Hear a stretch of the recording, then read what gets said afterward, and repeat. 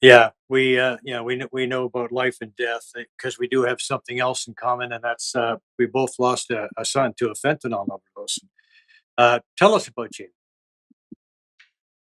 He was fun. He was gregarious. He loved to laugh, and that's why for our foundation we do roast. There he is with our previous dog Puck in the basement. Puck would be a great partner for him and his sister Arlen. We lost Jamie at 23 years old. He loved hockey, loved basketball too. Was a pretty good basketball player, and he had a little height on me. Actually, he hit I think 5'9" or so, which was big for our family. But he loved to Mm. laugh. A good kid, a big heart and so many friends. And that day when his funeral, on December the 11th of 16, when he passed, one of the worst snowstorms we've had in Michigan in years, and that was when Mickey had the cup. We were young. That was the last picture we had together in Florida on the ice. He was in rehab in Florida, and was 228 days of sobriety, and days of sobriety matter. And Mm. scrupulous doctor there who's now was sentenced to 20 years in prison. It was reduced to 12. But that whole place where he was staying, where he shouldn't have been staying, doctors who duped him and gave him Xanax when you could never give a recovering addict Xanax. And they did. He felt better about himself, and he should have known not to take anything. I'm absolving him from him. But that home and people ripping people off with free rent just so they could go through the whole cycle, what is called patient brokering.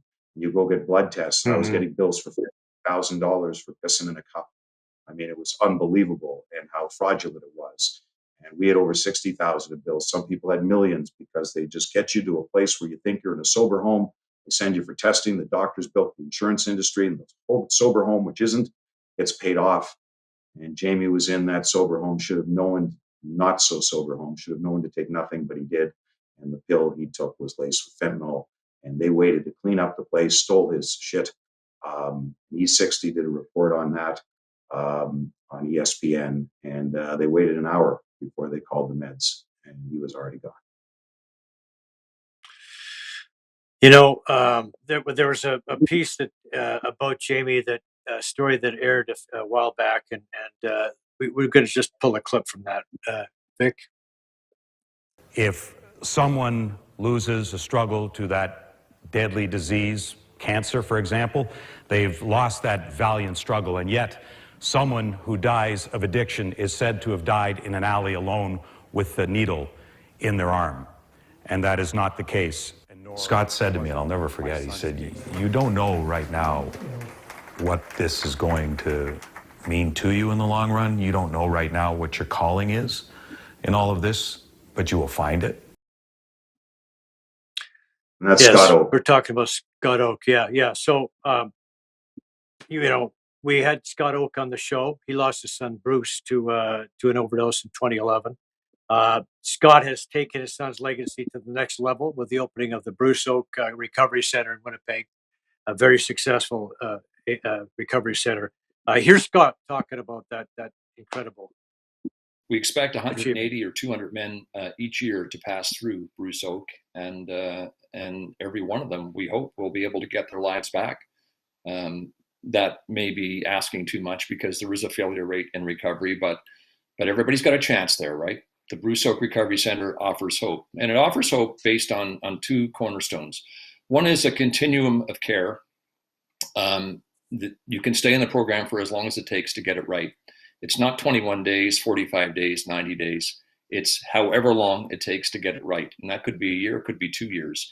And the second cornerstone of it is those who can't afford to pay are not turned away because they're covered by a combination of social assistance and fundraising. So no one's left behind at Bruce Oak, and it's our son's legacy. No, you talked about the scam that that exists, and the way that drugs are distributed, and the way the medical profession handles things. And um, what are you started the Jimmy Daniels Foundation with your wife and your ex-wife. Tell us about the foundation's goals. To end the stigma surrounding addiction, as we say, one life lost is one life too many. And it is about prevention and recovery. And they talk about, now we're just at a conference about ineffective education strategies and like putting on like one-time events or personal testimony from people in recovery.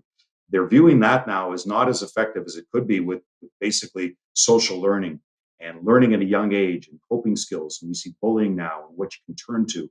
So through the Jamie Daniels Foundation and We Write Grants, we're in how many middle schools now in the area, many different areas here in Oakland County.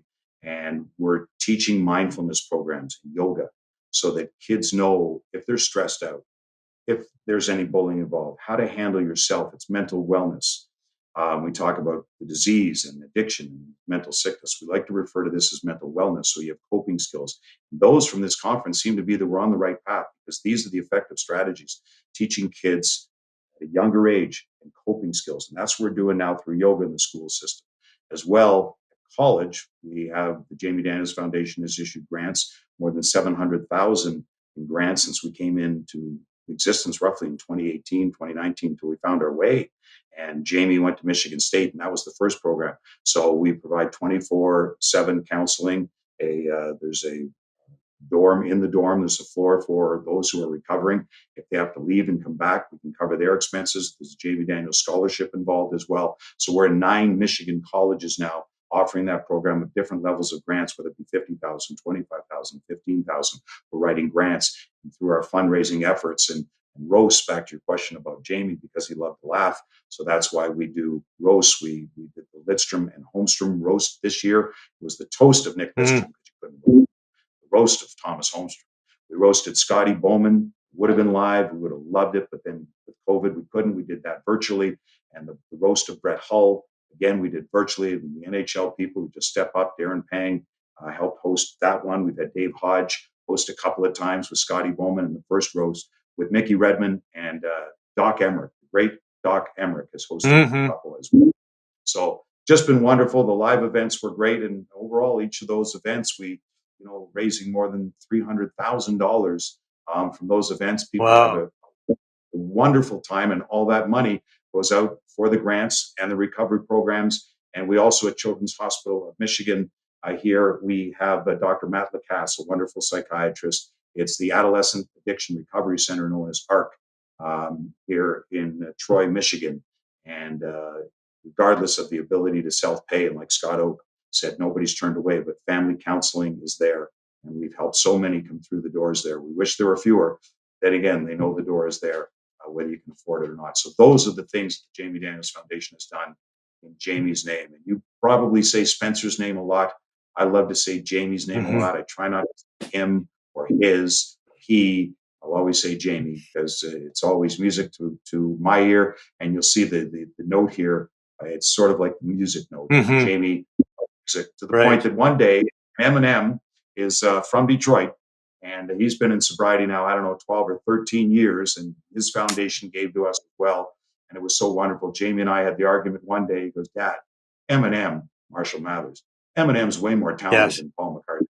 Said he's way more talented than Paul McCartney. You know how deeply that hurt me? So we'd have arguments like that. Words, but, right?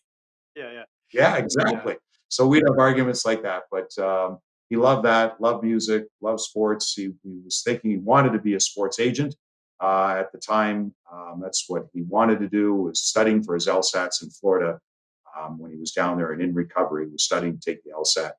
And it happened. He never got there.